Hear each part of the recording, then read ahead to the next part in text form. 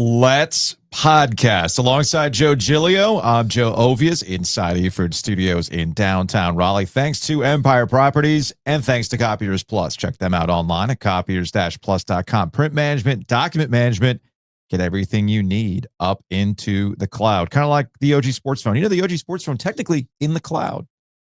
And then I pull the calls from the cloud. Okay. And we got a lot of calls to the OG Sports Phone over the weekend. Tell me football's back without telling me football's back. The constant notifications of calls to the OG Sports Phone. So we appreciate everybody who is participating in it. That's the point. It's there for you. It's open 24/7, man. So we will be sprinkling in some OG Sports Phone throughout today. We'll check in with Shelby Swanson of the News and Observer. She had quite the experience out in Charlotte for Bill Belichick's first win as a college head football coach. The Carolina Panthers are still the Carolina Panthers. And look, man, I love Josh Allen and Lamar Jackson putting on a show last night, but I'll ask a key question a little bit later on. But let's get into it with a little triangle good. We got NC State, we got Duke, we got Carolina. Let's actually start with the biggest question of the weekend, in my opinion, Joe. NC State win. Did Dave Doran also win? I don't see how we can't chalk this one up as a win for Diamond Dave. Dude, I was at the Duke-Illinois game, and I was keeping an eye on the game through the Apple app, which kind of gives you the live updates. And when I saw the third down conversion rate for Virginia, they began the game 11 of 13 on third down. I was like, Dave Doran is going to light himself on fire and look like the cover of Rage Against the Machine. I know it's a historical photo, but you get my reference. So I was like, whoa, okay. However, got back in time to watch the second half because I'll get to why I left the Duke game in a second. So I ended up watching the end of it, and kudos to Dave Doran, man. Like it's like he understands now. You've got CJ Bailey. You've got some dudes. Your offensive line is opening things up for Hollywood Smothers. Go for it, which they did. And ironically enough, despite the fact that the defense has been very mid for a Dave Doran NC State team the last 2 weeks, I think they've only created one sack in the last 2 weeks, not creating a lot of pressure on the quarterback. In those 2 wins, they have gotten the defensive stop they need when they need it. 4th down for ECU in the opener, and they got a pick after what Chandler Morris was just carving them up down the stretch, thinking, oh man, I've seen this, but they came up with the interception when they needed it.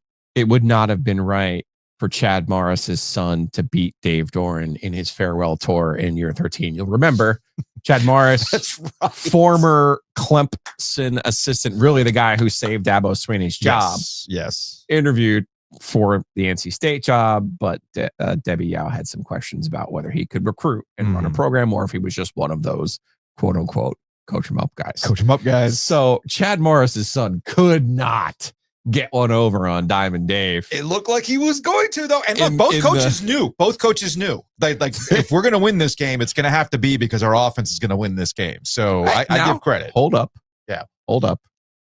NC State gave up 31 points, but only 7 in the second half, none in the fourth quarter. Kean Sloan drops into coverage. Yeah. Maybe not on purpose. A little bit of help from Chandler Morris on the throw. Not the point. But you know what?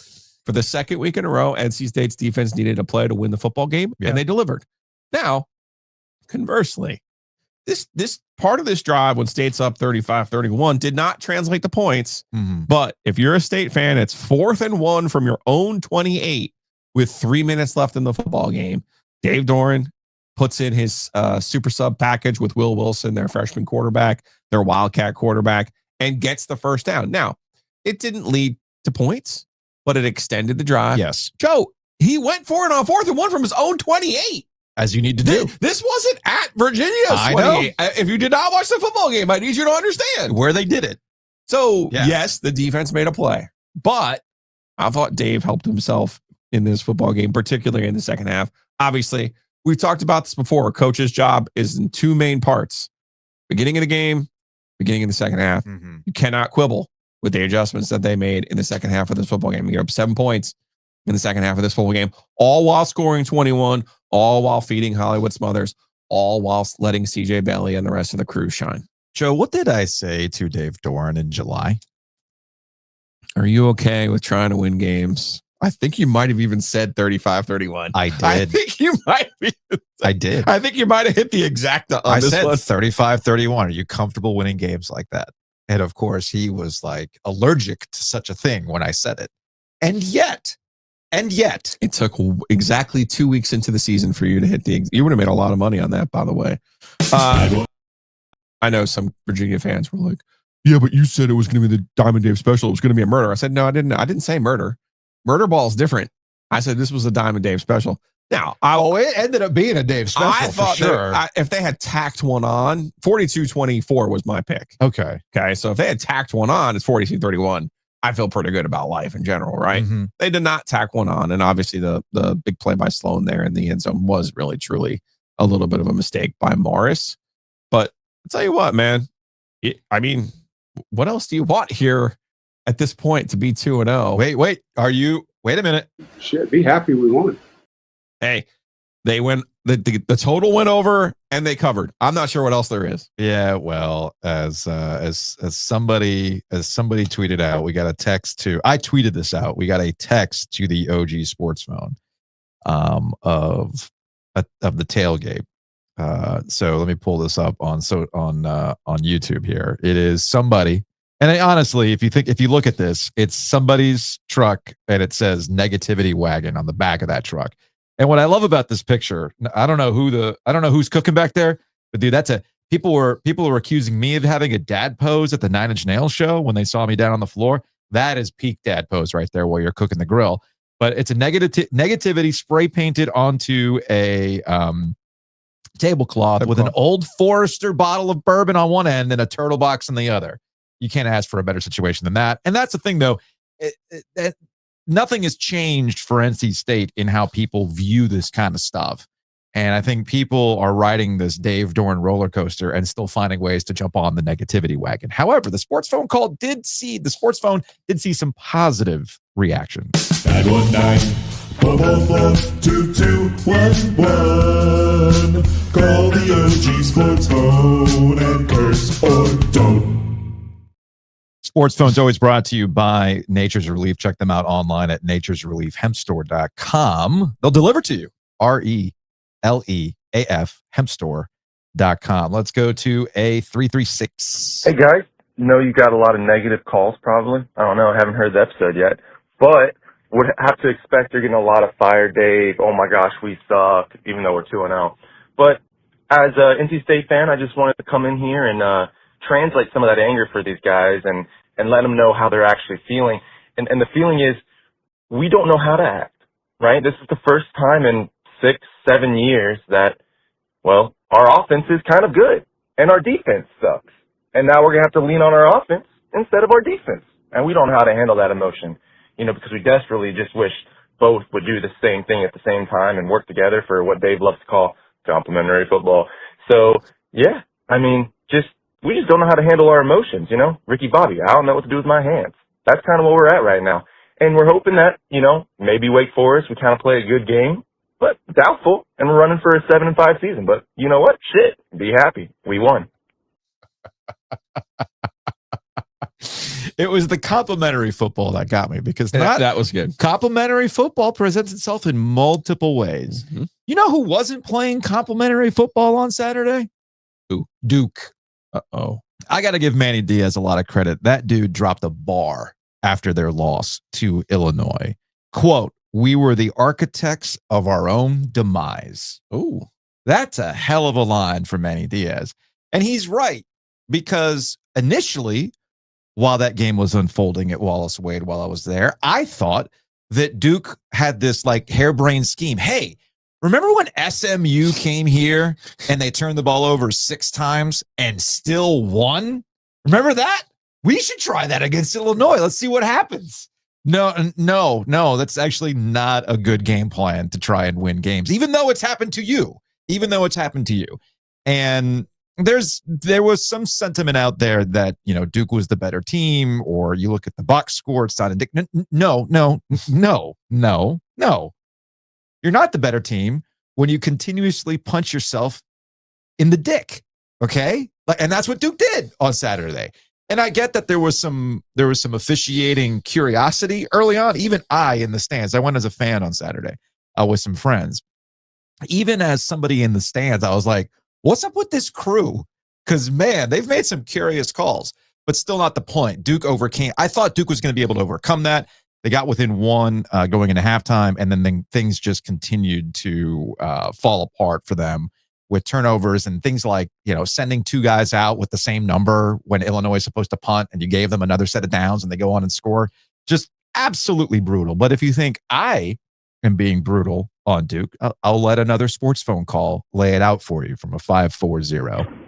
Hey guys, it's Ben from Bull City Coordinators calling on the home stretch of my drive back from Wallace Wade on Saturday. And there's a lot of things I could be negative about. I could be really negative. Focus on all the bad stuff we saw, Blue Devils, but I'm not going to do that. I'm going to focus on the positives. Positive vibes only. Here's the positives. I got to hang out with Lee Rodeo at the game, Duke football royalty, meet some of his family members, his lovely wife. That was great. Had a wonderful time seeing them.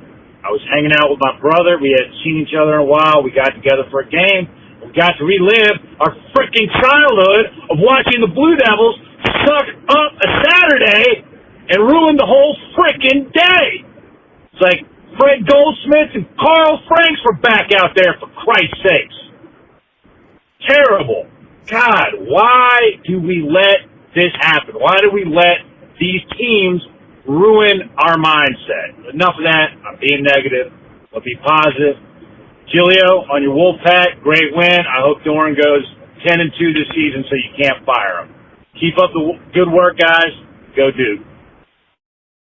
I also received a call from Jake. Remember Jake who called in last week? Jake, Duke fan? Yeah. I met Jake. Jake from State Farm. I met Jake on Saturday. Jake from Wilmington, actually. Yes, Jake from Wilmington. And Jake used all 3 minutes of the sports phone to kind of like let things out. I'm not going to play the full 3-minute call. Yeah. I will just relay the conversation I had with Jake while I was in the concourse while Kelly was overheated from the sun. So we had to go find some shade during that. It was gross. There was some medical attention that was needed for a bunch of fans at Wallace Wade. And I'll give credit to Wallace Wade, the officials at Wallace Wade, because they kept going over the PA like, look, we're in this protocol. If you need misting stations, water, they handled it really, really well. And I saw Jake. We had a conversation because it was about like, as his call was about, well, what's it going to take to get people to fill up Wallace Wade? And we answered it. Like, there's a bunch of factors that go into it.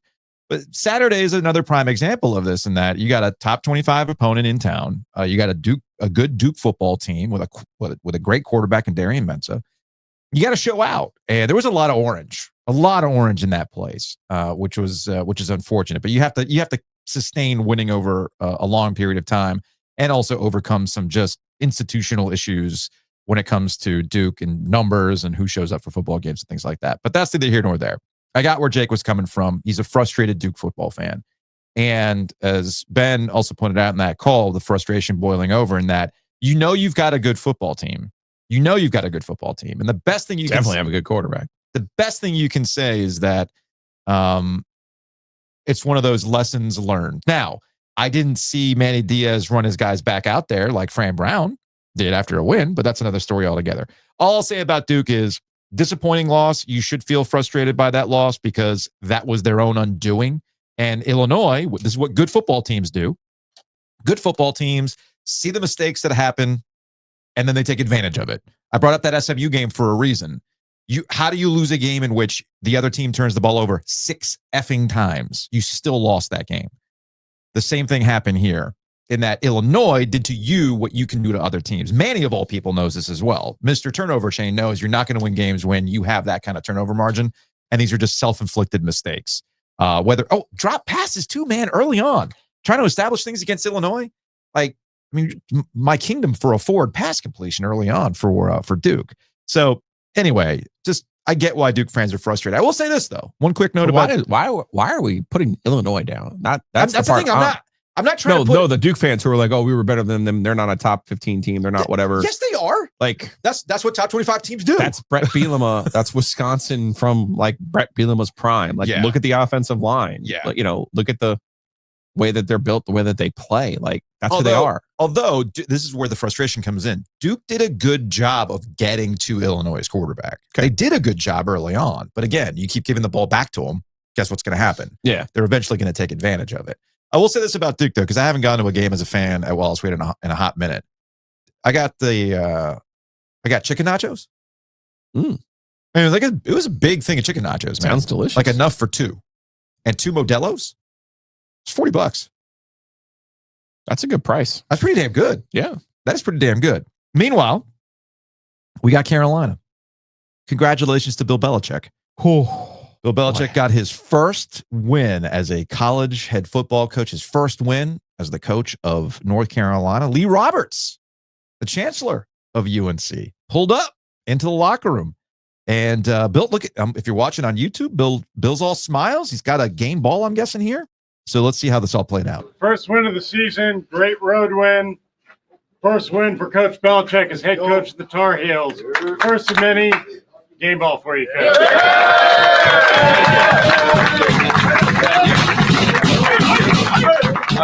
Appreciate you guys. That's it. That's it. Appreciate you guys. I did like the 1980 UNC logo. Yeah. I wonder if he knows that's the last time UNC won the ACC championship, or does he just think, well, this is what LT wore? It's exactly what it is. I wonder if he knows. It's exactly why Lee Roberts looks like a baby, by the way. I don't know how old Lee Roberts is, but I don't know. It's the hair that gets me. He looks crazy young compared to dollar bill. All right, let's get back to the. We'll talk a little bit more about UNC with Shelby Swanson in a bit, but let's go back to the sports phone from an 828. Hey, Joe and Joe. This is Justin from Greenville calling in as a Carolina fan. I'm ECU class of 99. I'm calling in to respond to a different podcast. I believe it's the Locked on Tar Heels, where I just finished listening to them talk about how they feel real convinced after the Charlotte win because it was a very Belichickian win. They're just focused on the win, not about how flashy it was or anything like that. Sounds very Dave Doran-esque to me. But I got news for you, buddy. You can be excited about a Belichickian 17-point win in the NFL where every single roster is made up of guys who would be the best athletes to ever set foot on Charlotte's campus. In college, we got a little thing called talent disparity. And that game was a missed field goal and a dropped pass away from being a little bit more interesting. And when your team can't beat UNC Concord, they got thumped by a middle-of-the-road Appalachian State. Ooh. When's field hockey season again? Concord. UNC Concord. Never heard that before, but I like Damn, it. man. Damn. So I had to leave. I had to leave the Duke game early because of heat-related issues, and that's how I caught the end of the NC State game. And then I had to go to Enloe because we had the Eagle Classic going on, and as a proud sponsor of Enloe Marching Band, OG Media. Yeah. As a proud sponsor of Enloe Marching Band, I was there to watch them kind of unveil their show music and things like that. Ended up getting back to the house with the lightning delay. Ended up getting back to the house and was able to watch the entirety of the second half, listen to a little bit of Jones Angel on the Tar Heel Radio Network of the second quarters. And to the caller's point, I have two immediate takeaways from that game. One, Charlotte's not very good. Not very good. And a better football team takes advantage of a sleepy, kind of not very inspiring North Carolina squad. The other thing that would raise a yellow flag, to borrow a phrase from Hubert Davis, is that despite all those mistakes and despite the talent disparity that you're supposed to have over a team like UNC Charlotte, not scoring in the third quarter is a yellow flag. To getting back to your point, Joe, about what coaches do. What if we made the entire plane out of scripted first series for North Carolina? Because the first offensive series and the first defensive series are gangbusters in 2 games under Bill Belichick. You score and you stop. What more could you ask for? Well, there's more to the game. Unfortunately, we have more series to unfold. And this is now twice with Bill Belichick, where the second halves start off a little shaky. Against a good team in TCU, you saw what happened. Against a team against Charlotte, You did a Belichickian grind yourself to victory. I was yellow flag, man. Yellow flag. And I'm not saying Richmond's going to win on Saturday.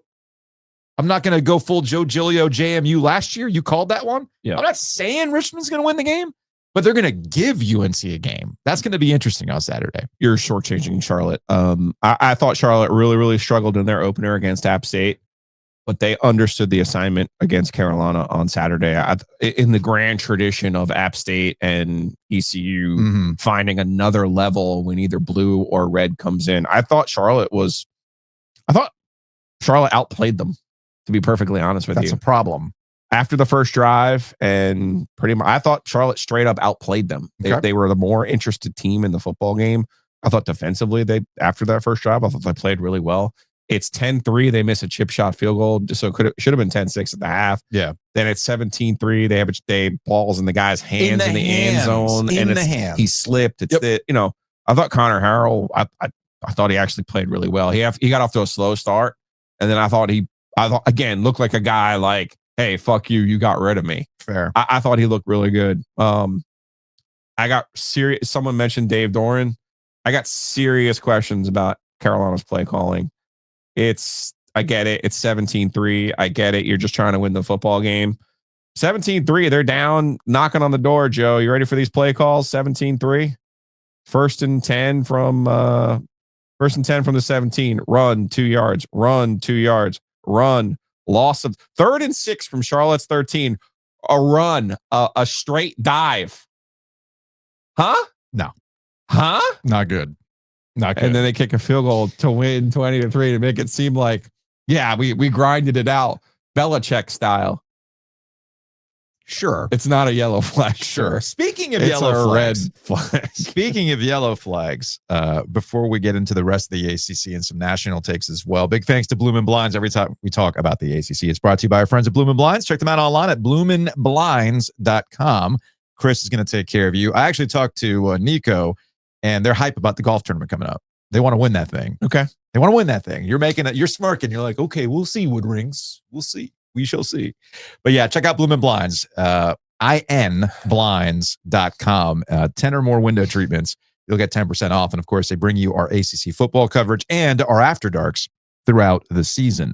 Yeah, some people were not happy with us not having an after dark on Saturday. And I'm like, guys, we pace ourselves now. You do have to pace. Yeah. And they're like, well, will we have an emergency one on Thursday if State loses? I said, yes. Sure. If State loses to the worst Wake team I've ever seen, we will do that. We will do an emergency after dark. Now, I'm not saying this is the worst Clemson team I've ever seen, but I've seen this Clemson team before in the new NIL post Trevor Lawrence, Deshaun Watson era of Clemson football under Dabo. No, you don't understand. We develop our players. We have a great chemistry. We have this. We have that. Cade Klubnik do not have difference makers. They have a great defense. Sorry. Again. They got a good defensive line. Cade Klubnik ain't it. If the question is Clemson a national championship contender? If your question is, can Clemson win the ACC? Then yes, Cade Klubnik is it. I think they can. Let's see how the rest. It's still too early. I know. I really don't want to dump the Gatorade on for your dad. But Miami is clearly the class of the ACC. Is Mario Cristobal still their head coach? Yes, he is. Then let's hold up and see how this happens. You know who the best scheming coach is in the ACC now, because he is in any conference in Gus Malzahn. So you cannot dismiss Florida State. See, now that's the one. That's the one I would not dismiss. Now they got to stay healthy. There's that too. Let's be very clear. But what Florida State's built on. Clemson's defense is good enough. Again, no, I think their defense is legit. It's legit. But we're just back into that mode where you don't have those difference makers. Again, it gets back to those ACC kickoff conversations. You and Eric McLean, who I saw on Saturday, going back and forth about, well, who are your wide receivers that are going to step up? Is Cade Klubnik that guy? I don't know, man. They struggled to put Troy away, and this is going to be how the season goes for Clemson. You know it's coming this week, right? What's coming this week? We're still Clemson. Yeah. The line opened at 8. Yeah. It's down to 4 because after they struggled with Troy, everyone's like, you suck. Yeah. I've already seen it. Like, Dabo's going to fall. He's going to trip down the hill. I don't understand why they have to get in buses. Everyone gets caught up in all the same talking points about Clemson. I know. And you'll come out and we're being consistent with our take on Clemson. Yes. We think Clemson's a good team. They're just not, by their own standard, much like Duke basketball, they're not a great team. We know what your standard is. I just wish you would know what your standard is. That's all.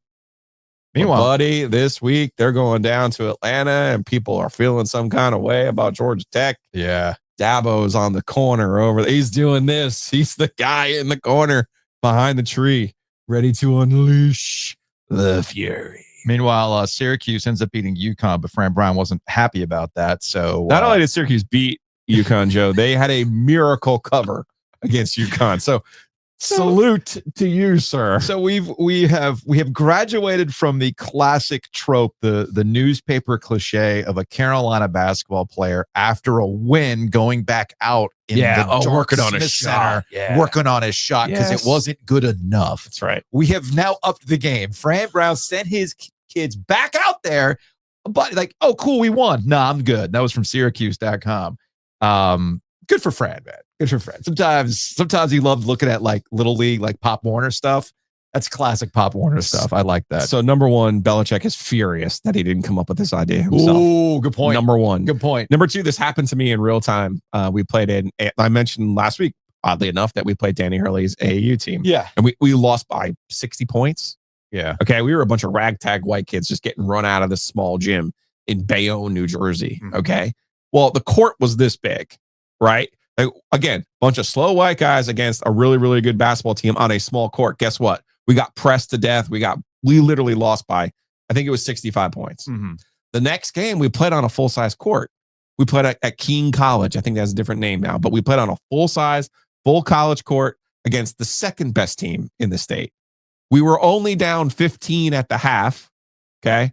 Because at Keene College, full-size court, we were able to break up a little bit of a press, a little bit more room. All right. I'll also brag here for a minute. I had 4 3-pointers in the first half of that game. Good for you. At halftime of that game, the coach of the other team made the players run wind sprints at halftime of the game. Made them run suicide sprints because he saw our game against St. Anthony's AAU team and that we lost by 65. And he was like, these guys suck. They suck. And you're up 15. Like, we need to kill them. Now, we ended up losing by 20 something, but it was very, very respectable. But yes, this happened to me in real time. So I was very happy for Fran Brown. I think he is from Jersey, right? I think I'm almost certain he's from New Jersey. Yeah. And one other ACC note, Brent Pry makes it to Halloween. Yes or no? At Virginia Tech. So all these years I railed against Bobby Bowden, Joe Paterno. Give me another one who insisted that their kid follow them. Like it was like this. It was their passion project, Tubby Smith, like any of these legends. Sorry, I didn't mean to put Tubby in those legends crew, but you know what I mean? Like, I know what you mean. There's a lot of coaches who are convinced. You got Calipari's kid. Their only thing in life is... is it Cal? No, not Cal. Why am I blanking on his name? He's at St. John's now. Oh, Rick Pitino. Rick Pitino's kid. Yeah. All of these guys are convinced that their mission in life isn't to win enough national championships. Rather, it's for their kid to succeed them. Okay. And I apologize to the Beamer family and Virginia Tech. The one time you should have let the coach's kid Spurrier, the one time you should have let the coach's kid succeed you was Virginia Tech. And now here are the poor Hokies up 10. I know. Lose by 20. Brutal. But the Bulldog, the killer himself, Diego Pavia. Viva la raza. That's your boy. Do not fuck with my guy. That's your boy. Do not fuck with my guy. Like, all I'm saying is you're bringing up Shane Beamer. I get that. But at what point? I mean, we're kind of at an odd point here where the South Carolina job is a better job than Virginia Tech. No, absolutely. So they got. But I'm saying the one time I get what you're saying. I get it should have worked out. I get what you're saying. Well, as Whit Babcock said, our expectations do not meet our financial reality at Virginia Tech. Housekeeping is brought to you by Enovana. Check them out online at enovana.com. If you have mess inside your mansion or trash in your cabana, get it clean with Enovana. You know that you could do a one-time cleaning. You might have some parties that are coming up. Maybe you're thinking about some Halloween festivities. It's not too early to start thinking about Thanksgiving or Christmas for that matter. You're going to have people coming over. This is the time of the year where people start coming over. Make sure the house is clean. Use Enovana. Check them out, enovana.com. We also have the Rialto on September 19th. The Sklar brothers are there. American Cancer Society. We're raising money. Drop on by for a good time with the Sklar brothers. We will be there with our friends Chip Patterson of CBS Sports and Mike Maniscalco, play-by-play for the Carolina Hurricanes. And it's the return of You're Full of Shit Giglio. Who says no? You could win valuable prizes like OG hats, maybe even a bottle of bourbon. Good times to be had on September 19th. So go to therealto.com, get your tickets today. We're going to be on location Thursday. Longleaf Swine. I guess you could call it a little pregame for the NC State Wake Forest. Yes. Go see our friends at the Longleaf Swine. There's always parking on Edenton. They've changed up their menu a little bit, but you can always get OG Light at Longleaf Swine. It's okra season too. Yes, it is. That fried oak was really, really delicious. So we'll be there on Thursday, 2:00 for an OG Live. But you can come hang out and drink some OG Live with us. OG Light with us. OG Light. Yeah. It might actually be one because remember when we do the lives there, we're a little bit earlier. You want to go at 1 on Thursday? It's not me. It's our have a meeting? It's our swine protocols. They prefer us that. Oh, that's right. Okay, sorry. Swine protocols. Yes. Sound the alarm. 1:00 on Thursday. 1:00 on Thursday. Apologies. You know, that's our job. We should know these things. Yeah. Right. But you can tell as a two-person LLC, some things fall through the cracks, right? The thing that you don't need, the one thing you don't need to fall through the cracks is your financials, okay? And this is where Brassfield Accounting comes into play. Check them out online at brassfieldaccounting.com. They're in Homer, Alaska, but we live in a digital remote world. So if you need a fractional CFO, that's a real thing, a fractional CFO, to help guide you on the cash flow. Maybe you are looking at government grants to help with whatever it is that you are trying to get up and running. Chris at brassfieldaccounting.com can help you out with this, a fractional CFO. Like, we're not looking for government grants. Like our cash flow is pretty simple. People advertise, we get money, and then it's really how we spend it that becomes like that's where some things might fall through the cracks. It is what it is. But we also know when we're in over our heads with a couple of things. So you have to go out and seek outside help. You don't need a full-time CFO. You don't need a full-time accountant for these kind of things, but you do need somebody that's going to help guide you and help you out and make sure that you're actually running at 100% tip-top, not afoul of anything, because that's where they really get you. That's where Chris is going to help you out. brassfieldaccounting.com. I mentioned I had gone to the Duke game. I'll also throw this in. Yeah. For Chris. Getting someone to handle your books is hard. It is hard. It's hard to find someone who's willing to do it. Mm-hmm. And I think that's one of the real advantages there too. So Brassfield Accounting, 1S, brassfieldaccounting.com.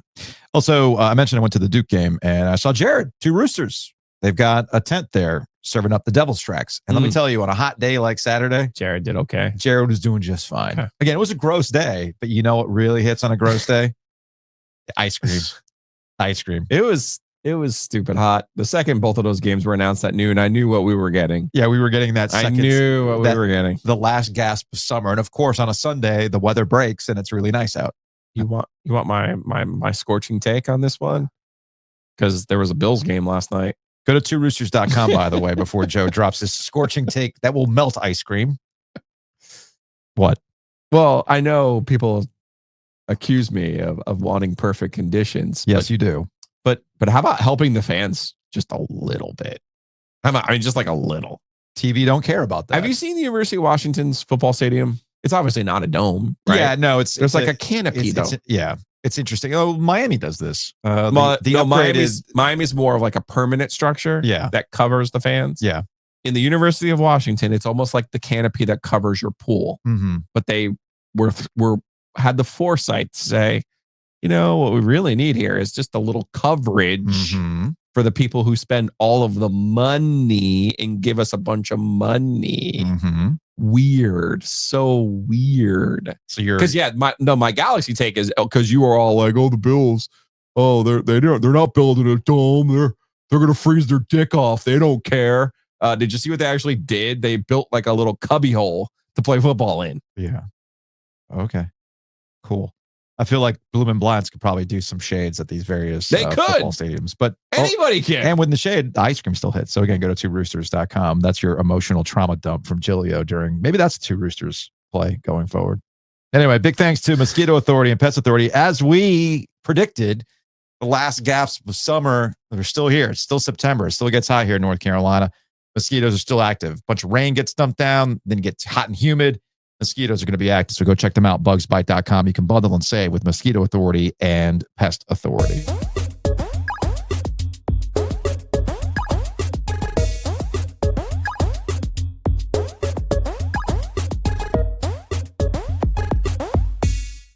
So you mentioned the Bills and the Ravens, and we've referenced it a couple of times. We'll get to that game in a little bit because you have to slog through our conversation about the Panthers because I had to slog and watch that Panthers game on Sunday. Although I am workshopping a Panthers opinion that I might unveil tomorrow as it relates to what exactly is the demand for Panthers coverage after yet another start to a year where it looks like it's going to be more of the sloppy same.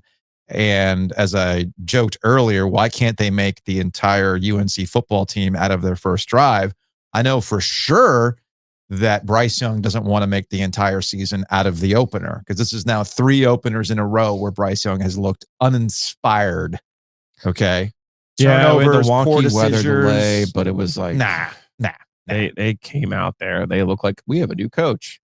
We're going to run the loop-de-loop. Yeah. We're going to run some different plays. We're going to do some different things. I thought ETN found a little bit of his step. Speaking of Clemson greats from years gone past, I thought he showed a little bit of a new life.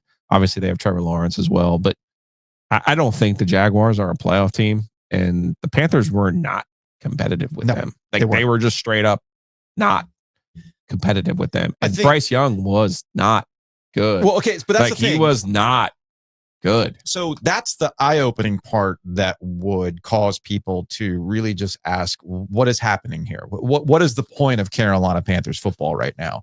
Because, yes, it's easy to focus on Bryce Young. And I think everybody's in agreement that Bryce Young was not good. Even the peanut punch, I get it. That's a heads-up play. That's Jacksonville just playing better than you, which that gets to the larger problem. Why was Jacksonville juiced? Why was Jacksonville juiced? Why did they look prepared and you didn't?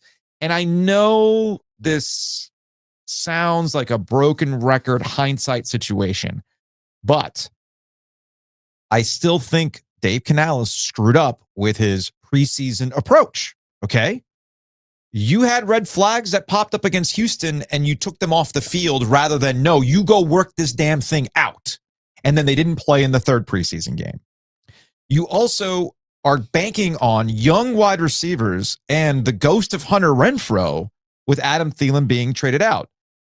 So Tedero McMillan would be the one thing you go to and you go, you know what? There's some promise there. Xavier Legette? Dude. Hunter Renfrow? Okay. The Rico Dowdle interception at the end, you got to catch that, right? Like there's all sorts of things that I look at with the Panthers, and yes, it's very easy to say, man, Bryce Young doesn't look like a NFL starting quarterback. I'm not going to disagree with you right now, but there's so many other issues for the Panthers that it really is dousing cold water on any level of optimism that had occurred from the end of last year and throughout this offseason. And the defense also continues to be a freaking problem. And Travis Etienne breaks that game open. Well, what, a 75-yard scamper? Like, and he was essentially untouched. He was patient. There were holes, and he booked it, man. Booked it. And that was another deflating portion of that game.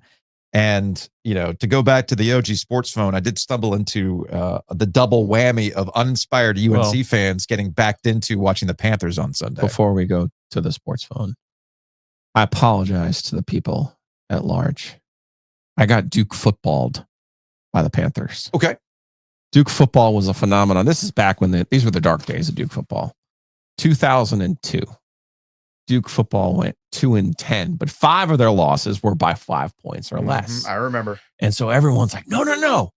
If you just flip this one play, and the truth of the matter is experience too. And they had experience, all the same players back. Yep. The real truth of the matter is they were cosmetic 1-point losses. The Panthers last year, everyone was excited, myself included, about how they finished the year last year with a flourish. And 3 of the losses in their close were to Kansas City, Super Bowl team, Tampa, playoff team, Philly, Super Bowl champs. They lost 3 games by 6 points or less, and it was the classic. If you just flip this one play, they lost these games, and they got the same team back. And they're going to start the next year right where they ended the last year. Honestly, I don't know what to do if I'm the Panthers. I hear what you're saying about the preseason. I do. I really do. But they have a loft problem. They don't have a, are you ready for the preseason? Did you get the reps? As Roy Williams used to love to say, we could play the game in Alaska. It doesn't fucking matter. True. Right? Like, they could have played the whole preseason. See the Giants. And their offensive line was awful. Yeah. Russell Wilson's going to get benched because he was awful. Yeah. But they were on fire in the preseason. So I hear what you're saying about the preseason. But the truth of the matter is the Panthers have a lack of fucking talent. They have a loft problem. It was not solved in the offseason. They're trying on the offense, but defensively, oof. 919-444-2211. Call the OG Sports phone and curse or don't. So as I mentioned, there's a interesting Venn diagram of the Carolina fan, Tar Heel fan, and the Panther fan, and it came through on the sports phone. Here's for 252. Gville Tar Heel here after a long, fun summer, hanging out, not really worrying about sports. But my Panthers are back on, and it's time for all my dreams to come crashing down, just like they do for the last decade when it comes by this time. I just watched our super smart computer processor, which is apparently from a fucking Dell from 20 years ago, throw the football into the stands on a 4th and 1 in the red zone when we're down 17 points. I've never seen anything dumber than that. That was like Dan Orlovsky style dumb. I kind of just had to say this to make sure I really just saw that. But, yeah, looks like we're in for the same old bullshit. Go Panthers. To a 919. I'm guessing that since the Panthers did not beat the Jaguars, this year's team's not going to the Super Bowl. Thanks. Bye. Whoa. Hold up. They can still go 16-1. I mean, that's in play. There's nothing about having to beat the Jaguars. Did they beat the Jaguars? They did. Both years? Yeah. Oh. I thought they had lost the first one. They also went 7-1 in the preseason in those 2 years. To your point. Oh, okay. Well, you know what? Scratch that. All right. One more Panthers sports phone call. Tell me something good. You know, I couldn't find the old sounder, so I think I might just use that now. Because that's kind of where we're at right now. That's awesome. We don't need the produced Brian version. No. We could just use this one. Tell me something good. I will say this. Tell me something good. Tetero McMillan looks like he can be something. Okay. And I don't think their kicker missed anything. So that's good too. So I'll tell you something good. There you go. I also, here's another one. Tell me something good. You'll probably be looking for a new defensive coordinator by week 4 at this rate. So there you go. Tell you something good. There are the things that you can look forward to. Hey, JC Horn didn't get hurt and he had an interception. Oh, thank you. That's another one. Sorry, my bad. Tell me something good. That was one hell of an interception by JC Horn. That was great. That was a great play, dude. Great play. And that's about it. Derek Brown played. No. Tell me something good. So here's the thing. When it comes to the Panthers, I Didn't really make a difference, but he played. I get why. That's No, that's all that matters. no, that's No, all he I played. said. That's all. That's all that matters. No, but I think that's kind of getting back to your loft point of the talent they do have. They have to stay healthy, so that matters. Number one. Number two. There's a reason why I don't play Dave Canales press audio after the game anymore because he's useless after a game. Him and Russ are the just useless after a game. Optimism, super sunshine, sunshines. Although he wasn't necessarily sunshiny yesterday. What I'm more curious about is what he says today after we're done recording, and I'll kind of get to some of that stuff tomorrow. But I'll be curious to see how he handles what was an absolute total team loss. It was not a Bryce Young loss. It was not solely on the defense. It wasn't just on wide receivers who couldn't make plays.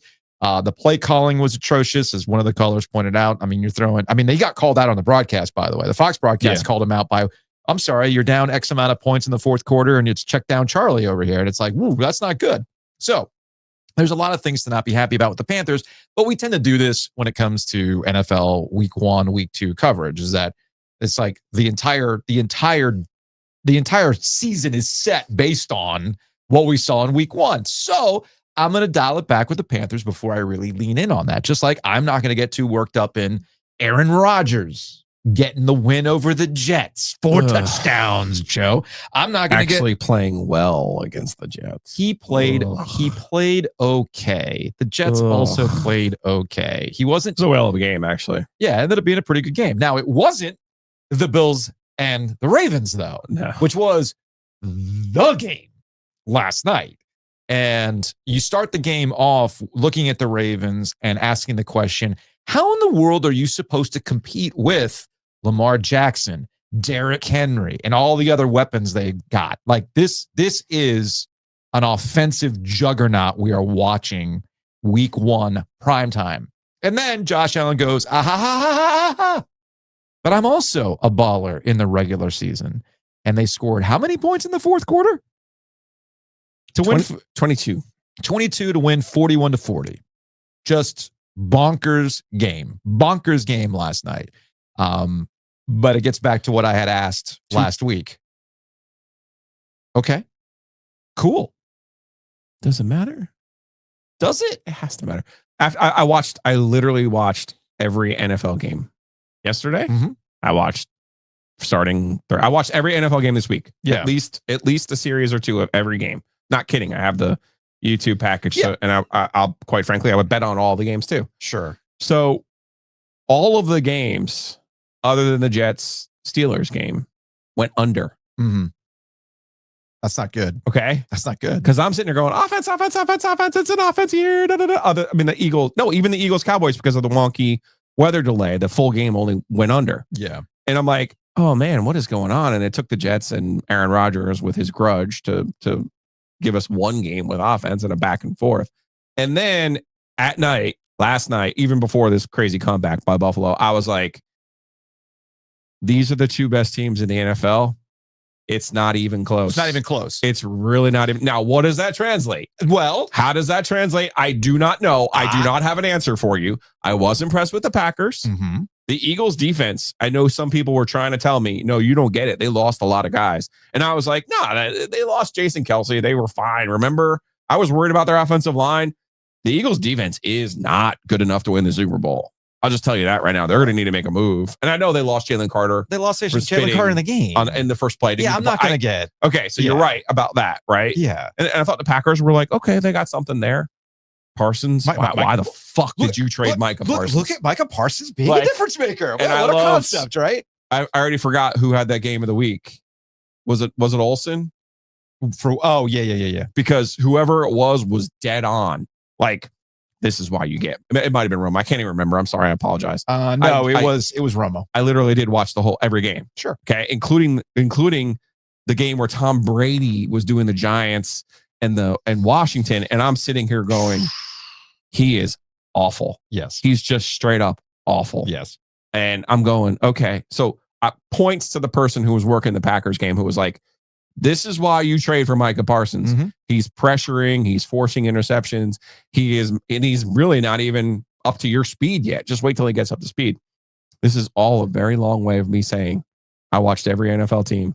The two most impressive ones were Baltimore, and Buffalo really wasn't even all that impressive when it was 40-25. Because I'm sitting there going, woo, your point.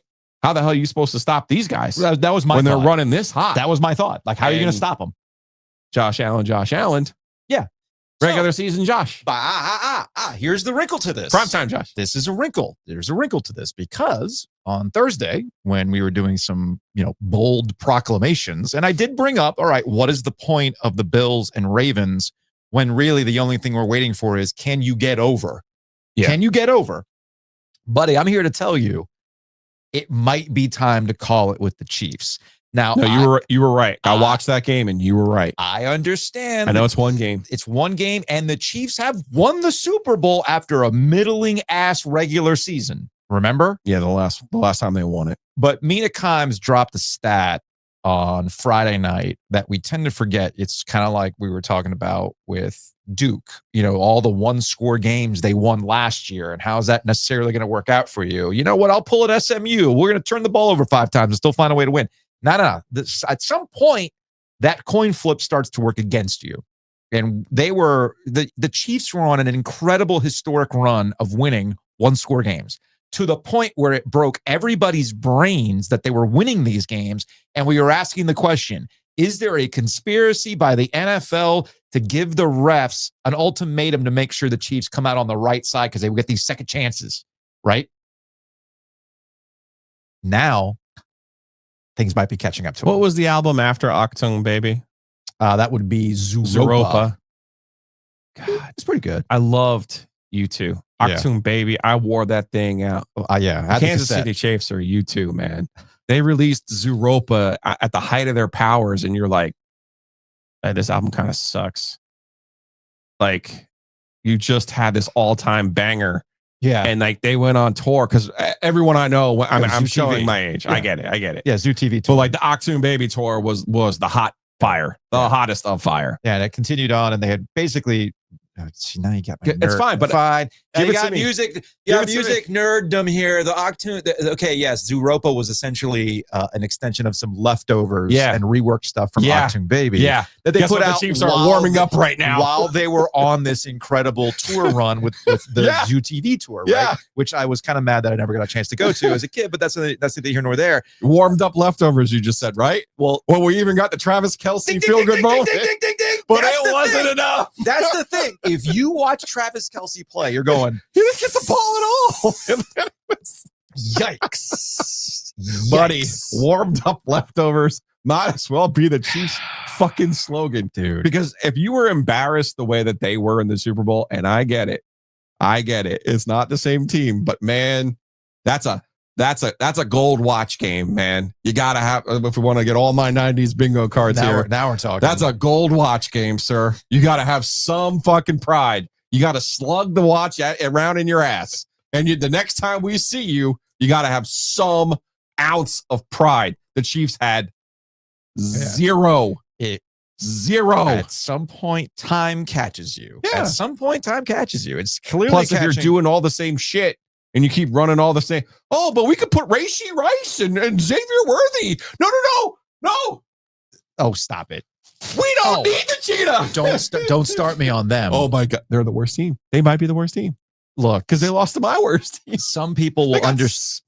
I have been saying this about the Dolphins for a very long time under Mike McDaniel. You were right about the Dolphins, dude. Mike McDaniel was running an exotic sports car. Now follow me on this analogy because I'm going to bring it home with some Hialeah shit. Okay. This man runs a high-level exotic F1 vehicle. And when you're going up against bad teams, easy peasy. The road is paved. There's no weird rocks on it. There's no speed bumps. It is prime conditions. Don't need to change those tires. Nope. Prime conditions. The minute you play anybody good, what would happen? They'd leak oil. Back in the shop. Oh, no. You hit a rock funny. And it costs a lot of money to fix. Yes. Yes, it does. Yes, it does. Okay. So they have basically built their entire identity on beating bad teams and struggling against average, like 500 to above. I'm going to take this even a step further. You lost to Danny Dimes? Danny effing Dimes? They made Danny Dimes look like a Hall of Famer. I'm sorry. That's a Lamborghini that is now parked in a Hialeah duplex off of Calle Ocho, man. That is not living. That's fraudulent, okay? Fraudulent. Making poor decisions. That's not the Lamborghini anymore. You have the Lamborghini car cover that you've put over your Honda Civic. Probably, yeah, that's man. what we're talking about now. You know, like my dad, he texted me yesterday. Like, what did he say? I gotta go back and find the two only children chat. That's the name of the group chat with me, my brother, my mom, and my dad. Because my brother and I are 16 years apart, so I always joked. I'm like, congratulations, you've raised two only children. My dad was all hype. He has the dolphin flags out of his house. He's ready to go. And I just hit him back with the Office meme. I am ready to get hurt again. I'm like, why do you do this to yourself? Why do you do this to yourself? The Dolphins are frauds. They've been frauds.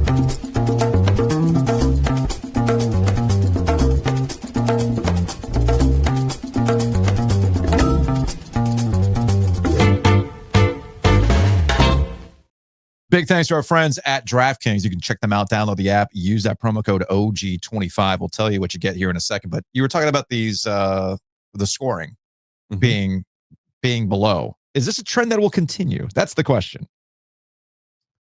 I knew last night it was going to blow over, but because I tweeted it, I'm like, the Jets Steelers is the only game that's been over. Man, so much for the year of the offense, Giglio. Well, the thing is, they got to keep doing it though. Because you got to remember that when we talk about the NFL, the one thing that gets the ratings is going to be points. Yeah, that if you stayed up and watched the game last night, yeah, yes, that's why last night was a big deal. Yeah. Well, the other thing though, tying back into this, it was something that I jotted down about what's going on though, and why the NFL might actually end up having some points problems. Is you brought up Russell Wilson? He's in New York. Okay, just shuffling the deck here. You got Sam Darnold. Right, in Seattle. That game was difficult to watch. Okay. Again, very difficult to watch. We're trying to recreate some magic here with Sam Darnold. No, that's not necessarily the case. I mentioned, same with the Niners, Danny by the way. Yeah, Brock Purdy, and there was some magic there at the end. I get all that kind of stuff. People are really excited about Justin Fields in the game with the Jets. I get all that kind of stuff. There's a lot of quarterbacks that have shuffled around, and I'm not quite sure what they're really adding while we're still waiting for the next evolution of young QBs to truly take over, like a Jaden Daniels in Washington, right? He did look good. He looked pretty good. And I do think we're going to have some growing pains this year as we're getting the last breath of all of these older quarterbacks, or the quarterbacks that have had a second life only for them to come back down to earth. I'm looking at Sam Darnold in particular. Baker Mayfield could be one of those guys. Aaron Rodgers wasn't exactly getting it I know everybody loves the air yard stat, right? About how many passes he actually did throw long, right? A lot of dinking and dunking and being good operational. And again, Aaron Rodgers is still going to give you the Aaron Rodgers thing where he walks up to the line, he sees something, he's going to switch it up. But he also still doesn't have that same arm that he used to. So I think you're not really going to get much in the way of offense this year. That's just my assumption. Of course, week one isn't over. We got Monday Night Football, and I love DraftKings because they got the single game parlays, the quick parlays. Monday Magic plus 2,300. Justin Jefferson to score a touchdown. DJ Moore to score a touchdown. TJ Hawkinson to score a touchdown. That sounds like Monday Magic to me. I put $5 down on that. That's all on DraftKings. So check it out. Download the app today. Use the promo code OG25. If you bet $5 as a new customer with that promo code OG25, you will get $200 in bonus bets instantly when you place that first bet. Plus, over $200 off NFL Sunday Ticket from YouTube and YouTube TV. In partnership with DraftKings, the crown is yours. So use the promo code OG25 as a new customer. It's your season. It's your shot with the NFL season rolling on. DraftKings Sportsbook is an official sports betting partner of the NFL. So bet just $5. You'll get $200 in bonus bets instantly, plus score over $200 off NFL Sunday Ticket from YouTube and YouTube TV. Gambling problem?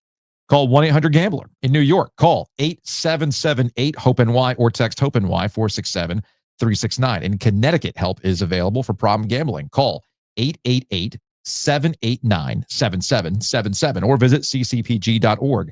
Please play responsibly. On behalf of Boot Hill Casino and Resort in Kansas, 21 plus, age and eligibility varies by jurisdiction. Fees apply in Illinois. May apply in Illinois. Fees may apply in Illinois. Void in Ontario. Bonus bets expire 7 days after issuance. See sportsbook.draftkings.com/promos. NFL Sunday ticket offer for new subscribers only, and auto renews until canceled. Digital games and commercial use excluded. Restrictions apply. Additional NFL Sunday ticket terms at youtube.com/go/NFL Sunday ticket/terms. Limited time offer.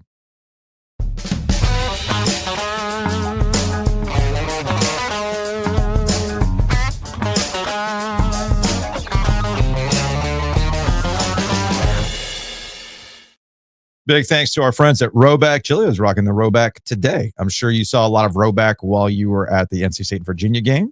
I'm not sure. I did see a lot of Roback at the Duke game, so that was cool to see as well. You can get in on that game day action by going to roback.com, RHOBACK.com. Use that promo code OG20. We're back into shorts and hoodie season, and you're not going to find a better hoodie than our friends at Roback. They came out with those new heavier ones, like the tech ones. I have to go pull up the email, but they look really nice. Either way, they got all variety of hoodies, not just for you, but for the lady in your life. They got full zip hoodies. You're very jealous. I am. I'd like a full zip hoodie for men. Ben, come on, man. No, I'm kidding. It's all great stuff.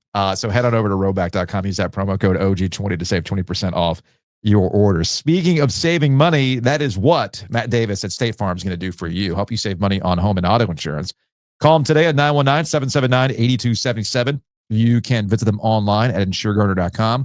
You might think you're saving money, or the last time you talked to your insurance agent that you got your rates down to a great level. All we're asking is that you start a conversation with Matt, see what they can do at State Farm in Garner. So hit them up online at insuregarner.com. and tell them we sent you. Speaking of continued money savings, our friends at Miller Lending. How do you think? Think Gordon's all right with that Detroit loss? No. They looked completely lost. He's totally going to hate watch the Bears game tonight. I know that. Yeah. He's going to hate watch that one. He may have talked me into taking the Bears tonight, too. Oh, boy. But here's the thing. By him hating Ben Johnson. So here's the thing that they're not going to talk you into. They're not going to talk you into refinancing your home mortgage if it doesn't make sense for you. There's this, you got to refinance. Look, you might look at the situation and there's the anticipation that the rates might come down in the future, or, you might find yourself with rates that just don't make sense for you. There's all sorts of reasons why you might not do it. And they're going to let you know this. This is important about Miller Lending.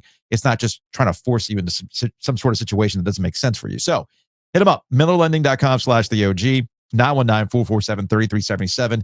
If you take it to close, you get a Raleigh Wine Shop gift basket from us, along with a Roback hoodie from Joe Giglio. So check them out online, millerlending.com/theog. Start that conversation and see if refinancing your home loan is right for you to consolidate debt, maybe kickstart that home project that you've been putting off and using the equity in your home to do it. Or, you know what? Maybe you're just buying a house and it's time to finance it and you got to use Miller Lending.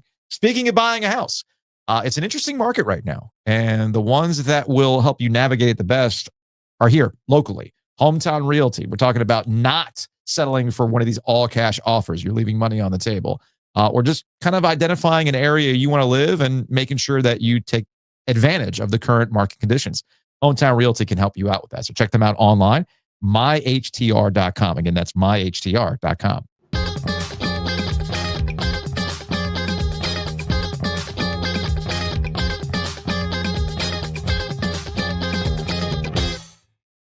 All right, let's go back to college football. Let's go back to Charlotte, or as our listeners pointed out, UNC Concord, which I thought was gutting. Shelby Swanson, News and Observer, covers the Tar Heels, joining us now on the Heister Automotive Group hotline. Shelby, what up? Hey, not too much, man. I mean, another week, another chance to, just see what happens on the UNC football beat. I mean, I thought that last week, it was Thursday afternoon. I was kind of wrapping up my work for the day. I had Friday off. I actually headed out to the fields for my practice. I coach a 10U softball team, and I'm like, there's no news that's, going to happen while I'm out here. Nope. the whole scouting mess with Belichick dropped. So you never know. I even this morning, we do our Monday morning calls with our editors, and here's what we're writing this week. And I threw out the 5 to 8 whatever stories. And I said, but that could all change because you never know if someone's going to say something, do something petty. We'll see. So let's start from the beginning. Why remind me again why North Carolina was there in the first place? Why were they in Charlotte at a stadium that clearly was not prepared for a game like this? You guys were under a tent, like an actual tailgate tent with storms coming through. Like, how are we here? Right. So, I mean, honestly, credit to the folks at Charlotte because I think they did the best with what they have in terms of facilities. It's my understanding that I think they're actually working on a new, building a new stadium right now. But obviously, Jerry Richardson Stadium is what it is. And the facilities themselves were quite nice, but it's just a little bit, smaller than what we're used to. Obviously, there were a great number of credential requests put in, more than they're probably used to accommodating there. And so you had the press box with, David Hale at ESPN, you had Scott Fowler, Charlotte Observer, and they stuck me and probably about half or more than half of the media people, a lot of the folks that are really there daily on the UNC beat, out under these 2 tents on Shelby, the concourse. Shelby, I saw the video you posted. You go. I'm seeing a wet Andrew Jones from Tar Heel 24/7, Rod Baxley from the Fayetteville Observer, our friends. He's just like, yeah, man, positive vibes only. I'm just RL. I heard RL almost electrocuted himself, so that's always great. It just seemed like it was a completely bizarre setup, and Giglio and I were joking about this. We can't think of a more appropriate place for Bill Belichick to notch his first collegiate victory because that is quintessential college football. Like, why are we here? What is this? Like, what are these facilities? We got lightning delays, all this kind of stuff. It just all felt appropriate. Yeah, it was a fun setup, for sure. I think that, trying to approach it obviously with positive vibes only. And, of course. It's about how you adapt and respond is what Rob actually told me when we came out and saw the media setup, and we're kind of looking at each other like, are you joking? Is this really what we're dealing with? But I think I ran at some point into the press box and just asked some sort of communications person there, hey, can we just get a bunch of the free rally towels that you hand out? And so we literally just took a bunch of freebie handout rally towels, and we're over there just trying to pat down the seats. It's funny too, because I remember when, again, Scott Fowler of the Charlotte Observer came in and I pointed him out. We were across the concourse at that point. That's where we're sitting, those 2 tents. And he said, right next to the part of the stadium where it says gold standard. I said, yes. So pretty fitting. And there's also just really spotty Wi-Fi. We had these kind of hot spots that we were using. And so there are points in the game where I literally could not pull up live stats. We're just kind of charting stuff ourselves. So, you adapt and you respond, and it ended up working out at the end, but definitely a jarring contrast to the historic moment that happened on the field, but also kind of in the context of how the season's been going so far, it was almost fitting in a way, but we'll get into that. What did you, I kind of thought we were going to see a little bit of Max Johnson on Saturday. Were you surprised it was Gio the whole way? And did you think Gio, obviously he was better than he was in week 1, but what did you think of the way that he played? I think that I was expecting to see a little bit of Max Johnson. I know that for Charlotte, towards the end of the game, they put in Grayson Loftus. Again, for folks that aren't familiar, Charlotte has not only a UNC transfer there in Connor Harrell, but a Duke transfer in Grayson Loftus. So he got to play. Nothing for Max Johnson. I would have expected maybe, get in there in the 4th quarter or so. I will say that Gio Lopez, I think what we saw from him that was to be expected, but we just hadn't seen it yet, was some of that ability to just improvise and scramble, and he could extend plays. He was able to, run for a first down every now and then. There was one point where, and I think it was on the drive where it ended in a 12-yard touchdown run for Davian Goss. But earlier on that drive, and this was right before halftime, there was a crucial moment in which Lopez had to scramble and create for himself and was able to run for a first down. And later on, they ended up scoring on that drive. That said, though, the second half was very, very concerning. It was funny because I remember having to check myself when I was on the blue line or whatever it's called back to the hotel, and I'm reading over my article, and I'm like, there's no way this is right. And I checked, and yeah, it was 64 yards of total offense for UNC in the second half. And again, I had to check that twice, 3 times to make sure, am I reading this correctly? They only scored once in the second half on a field goal. I think that if you take out the first 8 passes, Lopez started off 8 for 8 on the game. It gets a little bit shaky after that. I think his completion percentage on the game drops from, let's say, 68 something to in the 50% range. Again, you saw a little bit more of just the running ability, kind of the dual threat skill set that he brings that Max Johnson does not, and definitely cannot now because of the broken leg injury he's right. That said, though, again, I think once Charlotte sort of adjusted to some of those early looks that UNC was giving, the offense just completely sputtered. I noted in particular, I think in one of my articles, that he struggled just to throw right. Outside of screen pass action, he didn't have a single completion to the right. I think that's a concern. And another concern for just the UNC offense in general is that his top target, Chris Culliver, went out with that. It looks like some sort of shoulder injury. We have yet to get an update on him. We'll ask Belichick tomorrow. But in less than a half, they need, and that's not to cut you off, Shelby, but they need him because another skill position player that had big expectations in Jordan Shipp, he has had some growing pains into that role in the first 2 games of the season. No, 100%. I mean, please do cut me off. I tend to veer, so I want to stay on track here. But yeah, Chris Culliver, that's definitely a concern if he's out. And this is still a team, as you guys can see, that's trying to find its identity in general, but particularly on the offensive side of the ball. If you just look at the way that they were rotating offensive linemen in, if you look at the fact that June, who was their leading rusher on the game, his jersey number didn't even match up with what was on our flip sheet.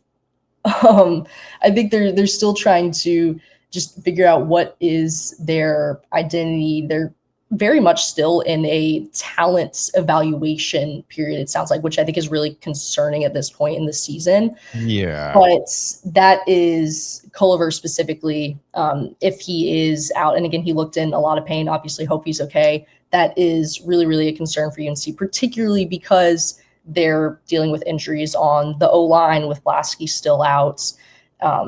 Simply snapping, we saw in the first game, was an issue, just basic stuff like that in the run game. You saw some improvements against Charlotte. Again, it's Charlotte, but the run game is still a concern. So when your top target goes out with an injury, I mean, for this team that still doesn't know who it is, that's really potentially concerning. Sure signs that Bill Belichick is 73 and no longer cares about what happens on the football field. It was 10-0, and it's 4th and 1 from the 43, from Charlotte's 43. What is the absolute last thing you have your quarterback do on 4th and 1 from the opponent's 43, Shelby? Sorry, I don't mean to quiz you right now, but what is the absolute last thing you do on 4th and short? I'm gonna I don't want to steal the thunder from you. I'm gonna let you go ahead. It seems like you have the punchline ready. Take a random deep shot. Yeah. Into the end zone. And here I thought Bryce Young deciding to throw it out of bounds on a 4th in the red zone was like one of the more curious things that happened over the weekend. I think any other version of Bill Belichick would have strangled Gio Lopez. Not only strangled, taken him, not immediately benched him, and then strangled him. Yeah. For making such an asinine decision on 4th and short. Mm-hmm. Like, we got you because you can run and you're a multiple versatile player. We didn't get you to take a 2-step drop and throw it deep. Yeah. On 4th and 1. Yeah. Like, but here's the thing. No. Please, I'm triggered. Okay. Oh, here we go. Because I said the reason Carolina will be good is because they won't do dumb shit. Exactly. You know what dumb shit is? That. To your point, It's also, I mean, it's a penalty for illegal substitution, 12 players on the field in the fourth quarter. It's a face mask by Caleb Cost. Still that contributed to of, Charlotte's first points was the unsportsmanlike penalty. Like they're making mistakes that he would never, ever, ever would have stood for. But this gets to where I was going, because it's a very, very good transition point to get to the end of the game.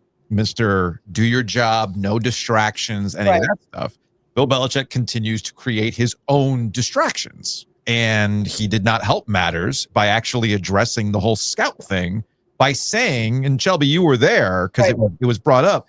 Did he just not say, well, I'm not welcome there, so they're not welcome here? I'm like, how old are, well, I know we know how old you are, but you're now acting like a 24-year-old. You've been hanging around your girlfriend too much, man. Like, what is happening here where you're acting like a high schooler saying, well, I'm not invited there, so they can't come here. Like, what is that shit? Yeah, so I'll explain, because I was the one that asked that question. Okay. This was, so again, I think you had referenced it on one of the podcasts last week, whether it was Friday or Thursday, but I've been in full on FOIA mode, honestly. It was on Friday's mail when we started. Shelby's FOIA mode. Yeah, I sent you a picture of Thursday night, like, hey, they're not picking up my calls, man. We're gonna find something out. So but no, so essentially what happened was, again, obviously this news breaking, you guys have covered it here, so the readers are or listeners rather, sorry, are familiar with what's going on. But it's Thursday, and I'm calling everyone I can in the comms department, and I'm not hearing too much. Some people were more helpful than others. And so I am, I'm sending my emails for comment, doing all the things that a good journalist would do. And so I show up to the game on Saturday. And again, I ask a staffer on the comm side about, hey, did you get my email? They said, what email? I said, okay, the one email that I sent you as it pertains. It was the one email I sent you in the past few days, but I know they're overwhelmed. And so I brought up just the scouting, and do you guys have any sort of comment on that? And I was told that Coach Belichick plans to address it after the game. I said, so does he have some sort of statement ready, or he's going to address it after the game? I said, okay, cool. So again, in my mind, I'm thinking that he's going to maybe make a comment, and then I don't want any questions about it.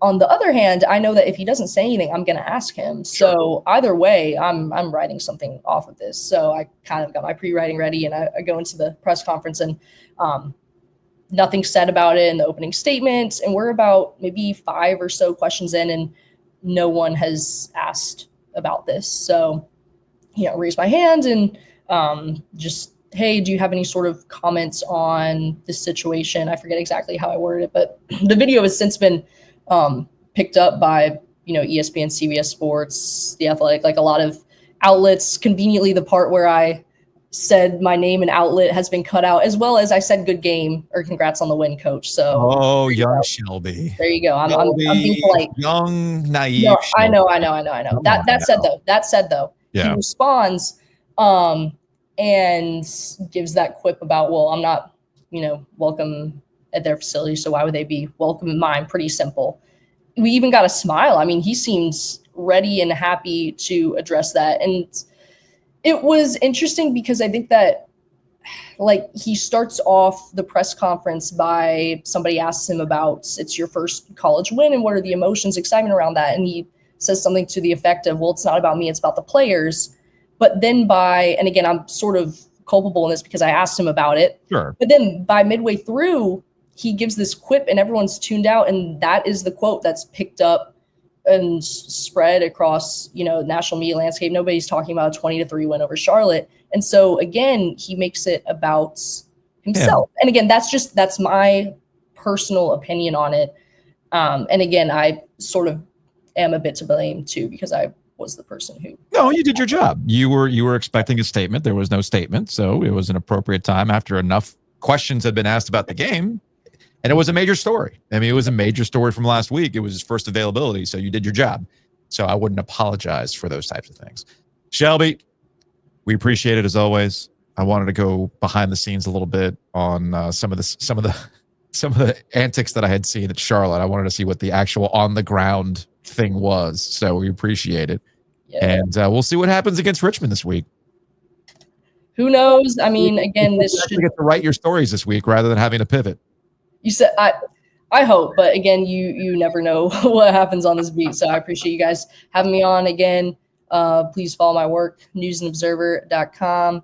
And yeah, look forward to coming back on and talking about football, maybe talking about drama, and usually it's a little bit of both. So you never know. All right, Shelby, we'll talk to you later.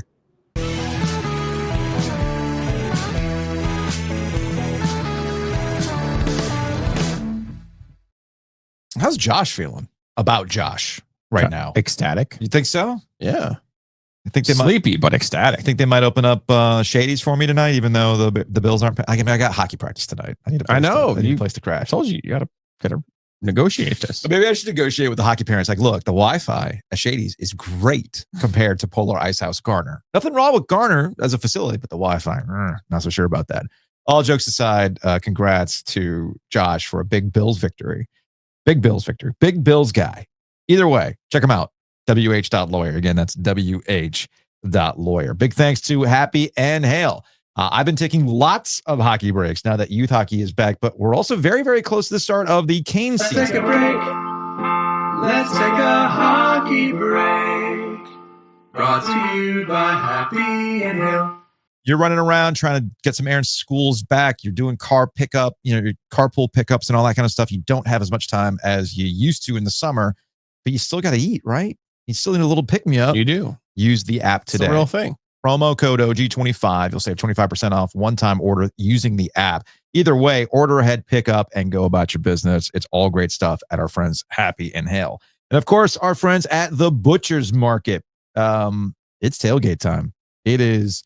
The weather's nice again. It's time to go back outside and grill. Or maybe, as I mentioned, you're running around like crazy and you don't have time to cook. Well, they got pre-made meals.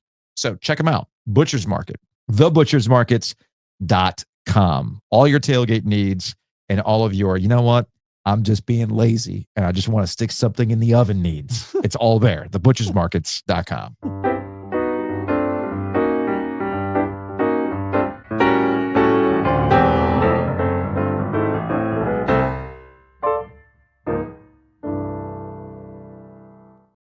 All right, let's get out of here with some Hey Joe. As always, you can hit up the OG Sports phone, text us. You can reach us via YouTube comment. And of course, we got the YouTube membership channel as well for the OG mailbag that hits every Friday. All you got to do is hit the join button on your YouTube app if you're an Android user.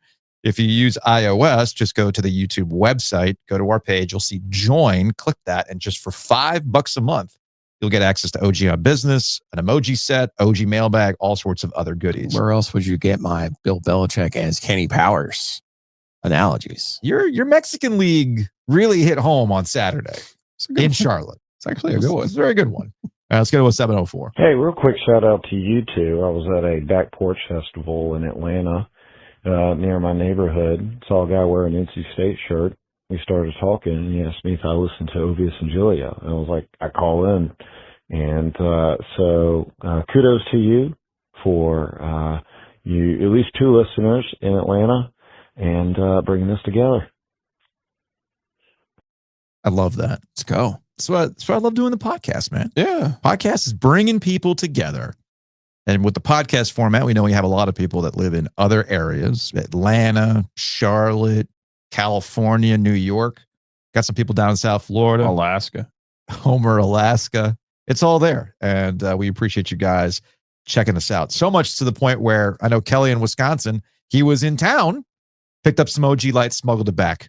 So love to see that. I did see that. I love to see that. All right, let's go to 910. I am so grateful I made the decision to spend $35 on a 9 Inch Nails ticket in section 331 on Friday night than spending $35 on that Duke football game.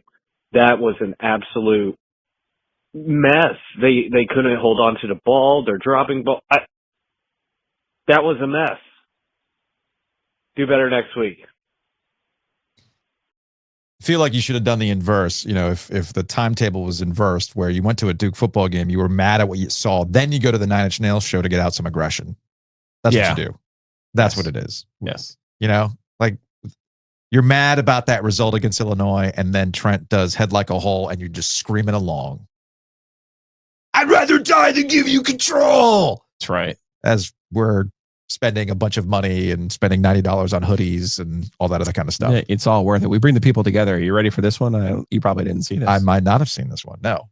What do we see here? It's my dad and young Keegan. Look at them. Oh, look at your shirt. Look at that shirt. I love that. Beautiful. I love seeing the drunk OG out in the wild. Beautiful. That is fantastic stuff. Also, as it relates to the Nine Inch Nails show, shout out to a few of you that either came up on the floor and while we were waiting for the show to start. And, hey, enjoy the podcast, all that kind of stuff. Also, yes, I know that I have a dad pose. I get that. I had a couple people that were out in the stand, out in the seats. What's a dad Well, pose? just like I was like standing prone, arms crossed, like watching the show. Like am I watching Trent Reznor at the piano, or am I looking at my yard? One of the two, like assessing. Like, am I about to say we needed this rain, or am I about to say, men literally go to more Nine Inch Nails shows than go to therapy? That would be me. Or are you about to say, if you go up to the second floor, you can find a bathroom that people don't know about, but you could use it? No. I'm going to hit you with the, we got to a restaurant and I look up and I go, man, got here just in time. And then when we're done with dinner, all right, guys, let's rock and roll. Yeah, that's me. Oh, man. Cats in the cradle. All right, let's go to a 919. Hey, guys, it's Matt Fuqua. Just wanted to follow up about the Panthers game today, and I just wanted to take some ownership as to the loss. So yesterday during the State game, State played like absolute ass in the first half against UVA, and honestly, the way they were playing looked to me like UVA was going to pull away in the second half. State was having such a hard time stopping the run. I just really did not see that game going the way it did. So, like any other person who feels like hedging their bets, I bet against State at the halftime, bet on UVA, and State got the W, and I lost a little bit of money, but you know what? It was worth it. Today I did not do that in the Panthers game, and I hand up right here. Should have bet on should have bet in such a way that Panthers actually would decide to play a football game. So we'll do better. This is it's week one, and we all have to get our minds right, and you got to be prepared for every game. And just want to let y'all know I'm taking some ownership here, and obviously Bryce Young had nothing to do with it, or the defense playing absolute like shit had nothing to do with it. It absolutely was on me, and I own that. So love the show, guys. Stay gorgeous, stay handsome. God, this Panther season is going to be long. Peace. I love that accountability right there. I like that. Yeah. Maybe we should, if we were still doing radio, that would be a bit. Accountability Monday. How did you fail your team? All right, let's go to a 919. Hello, OG. 7:48 p.m. It really feels like I've called in too much to the sports phone this weekend, but nonetheless. I'm going to pause it right there. Yeah, Curtis, I think, called 4 times. So I just went like, hold on, let me see. And that's the greatest hits. And it's fine. Yeah. It's fine. No, that's what the sports phone is for. Exactly. Okay? That's what the sports phone is for. Sunday night, of course. The Panthers. Is this 2025 or is this 2024? Because this feels like the same anemic start for the Panthers with their offense as it did a year ago. Feels like same as it ever was. Just sad to see. I figured the Jaguars would win, but I would have thought the Panthers would have been a little better on offense. They got that one great play late, that pass to Chuba Hubbard, that he ran it in, but at that point, the game was already over with. And let's give a shout out to Horn, that amazing one-hand pick that he pulled off. That's got to go in a top 5, top 10 plays of the week. Oh, boy. What's Mr. Positivity going to say? There ain't no telling. Thank y'all as always. Have a good night. Enjoy your show. Poor Curtis. He sounds so depressed. Tell me something good. Man, Chuba Hubbard was fine too. I guess I should say that Not too. really, though. He was fine. Not really. He was fine. All right, now one. Holy crap! Like that's exactly what was gonna happen. Miss me with the good vibes and stuff. Bryce has got no one to throw to, and it's just more of the same. It's more of the same. More promising drives, ending up with dumb mistakes, and then drive after drive of impotence. Okay, like I'm so sick of this. I'm so sick of this. It hasn't felt good to be a Panthers fan since I was 22. I'm 30 now. I'm fucking 30 now, and it's the same state of ennui to be a Panthers fan. Anyway, give Bryce another year. I'm sure he'll be fine. Look, man, I get it. Bryce wasn't good. I'll just go back to what I said earlier. Bryce isn't the only problem, but David Tepper has to let this thing play out. Although, shout out to my guy Chris Peppa Jack, my guy, back in our 919 beer days. Let me actually pull this up. This man is insane. I'm going to show you something that he just sent me. He ordered a custom jersey that has Manning on it, an elite jersey with Manning. I mean, if that's what the end goal here is, that you suck to the point where you're in the Arch Manning sweepstakes, which, by the way, other things I was right about, Arch Manning against San Jose State. I saw the clips. Man, his uncles can't do this. You're right. His uncles can't move the way that he moves. Yeah. And I did say that we won't know anything until the Florida game. Hell, we might not even know anything beyond that because Billy Napier might not even be the coach by the time we get to October 4th after they lost to South Florida. Another note that I should have brought up when we brought up some national stuff when it came to college football. Goodness gracious. Anyway, on to the sports phone. Poor Paul. Hey guys, it's Paul. Why does football hate me? Start with Saturday, I guess.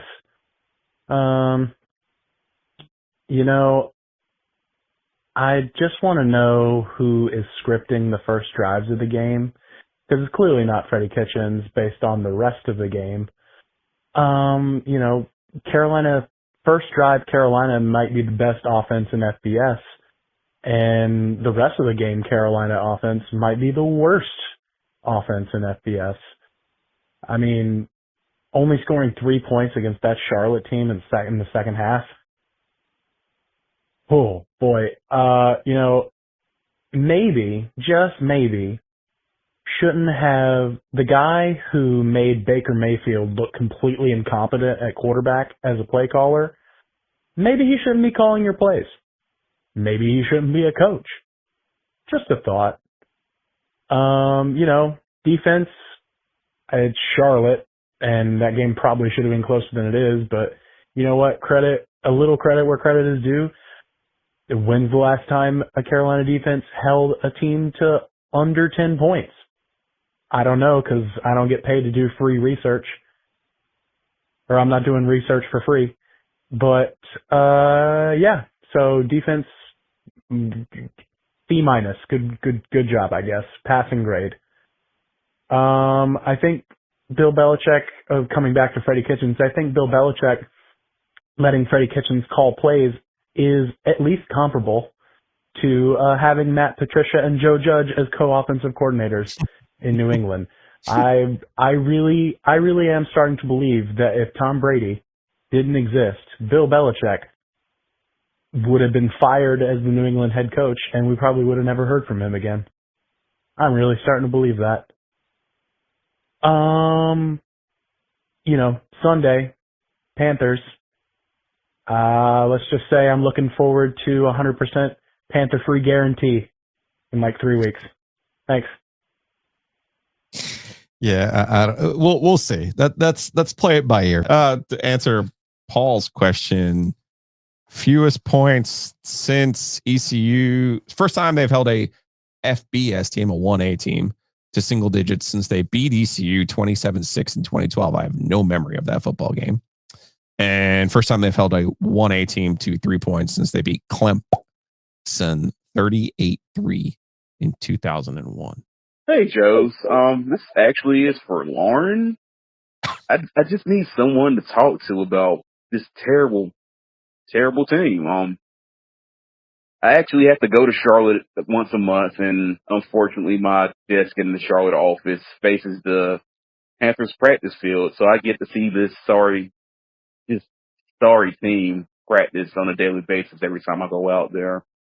And everything I saw from looking out the window, staring at them terribly practice on that practice field is showing up in Jacksonville. And I mean, I should say I'm surprised, but I've seen it all week. I've seen it for the last 2 weeks. I've seen it for the last 2 years. Please tell me this is going to end at some point in time. Thanks. I'll hang up and listen now. Well, I'll tell you what, we will pass that one along to Your Team Is Killing Me, which I did joke with Dimitri. I'm like, well, how long is this team going to be killing you? You know what? Maybe Dimitri was on to something calling the podcast This Team Is Killing Me, because the team is continuing to kill people. All right, we got 4 more sports phone calls before we get out of here. Let's see what we got from a 919. Hey guys, the early Monday morning, always good to reflect on the football weekend after you've had some time to sleep. And you know, I went to call you guys about halftime of the state game on Saturday. I was ready to light into Dave. But then state came back and they played really well the second half. And all things considered, it was a pretty good end to the game. It's nice for NC State to be 2-0. I've still got problems with Dave, but they came back, they played well in the second half. The Panthers, on the other end, it's just hard to say anything. This is year 3 for Bryce Young, year 2 for Dave Canales, and they went out there and looked like they'd never played. They looked completely outmatched by Liam Cohen, the Duval guy, the guy that replaced Canales in Tampa Bay in his first year, had the Panthers looking like they were the team with a brand new coaching staff starting over from scratch. So as Joe Person put in his article that's come out late last night and early this morning, it's a new year, but it's the same old Panthers. And it's just unbelievable that after another off season of hype and build up, and Bryce Young's going to be okay, and we're turning things around, that they come out and look just as bad yesterday as they did at any point last year or any point during Frank Reich. So I guess things okay for State. Horrible in Panthers land. Thanks, guys. Again, I'll keep saying the one thing I will go back to last year with the Panthers, and what I think will be interesting to watch play out is even after some bad games, because you go back to that Dallas game. That was a bad game last year. They bounced back. You know, like old Panthers spiral. We'll see how they bounce back. I'll be curious there. Stay awake, Joe. We got 3 more. Hollywood Smothers. Hollywood Smothers. Hollywood Smothers. Love y'all. Bye. Hollywood for Heisman? Thanks, Jay. Yeah, that was Jay. That was Jay. Look, man, if the holes are going to open up like that, then yes, good things are going to happen. To an I would All right. I want to hear these fans calling in and giving Dave his flowers because he finally grew some balls. If you told me that we would go for a 4th and 1 in our zone, let alone like on our 30, I would never believe you. So kudos to him. He finally realized that he needed to rest on the offense, just like Ovies has been saying. But I do have a quick question. So when they were interviewing DJ Elliott, did his interview go something along the lines of, okay, so you were fired from Kentucky after 3 years, and then you were fired at Colorado after 2 years, and then you were fired in Kansas after 2 years, and then you were fired in Temple after 1 year, but you haven't coached in 2 years, so maybe now's the right time to do this again. Because how in the hell is that defense going to hold up against any team that's comparable? All right, go Pack. I mean, like I said, if the complementary football is going to show itself in being aggressive on offense, and you got playmakers like CJ Bailey, who's continuing to be a as advertised, right? And Dave's going to be aggressive like he was on that fourth down. To your point earlier, it's a situation where you're extending the drive, eating up some clock, and trying to keep it away from Virginia, knowing full damn well what could potentially happen.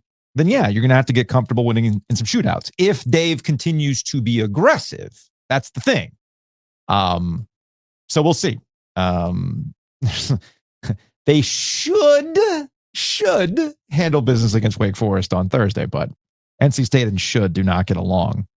Win or lose, I had to call in and say kudos to Dave Doran for going for it inside your own 30, 4th and 1. You needed to do it. It took guts. Great job. Great conversion. And man, you just got to tear your heart out to be that UVA quarterback, because you're the reason you about won the game, and then come out like that, and you got to wear the weight in your filter. So, sweet. So we'll close the show on this. Last week on the Dave Doran radio show, Tony Haynes, analyst, who's retiring after this football season, had brought up listening to podcasts, listening to shows, and the reaction after wins, which gave Dave Doran the negative wagon quote, right? Negative wagons. The negative wagons out there. I hope, Tony, if you're listening today and you listen to some of the calls, to point out that callers to the OG Sports Phone were commending Dave Doran this week. They were. They were, quote, giving him his flowers. Now, there was some backhanded compliments in there because Dave's always catching strays. Not the point. Not the point. The point is, at least one person called it and gave him credit. So that's more than the previous week. We had more than one. Okay. We had a few people call in to give him his flowers. The text too. Give it like, hey, look at Dave. Look at this. So if you do bring up the podcast this week on the Coaches Show, please point out that the OG Sports Phone wasn't a bunch of negative wagons. There were some people that were commending Dave Doran for some of his play calling there late that helped enable a win. Anyway, that's going to wrap it up for today's show. We will see y'all tomorrow.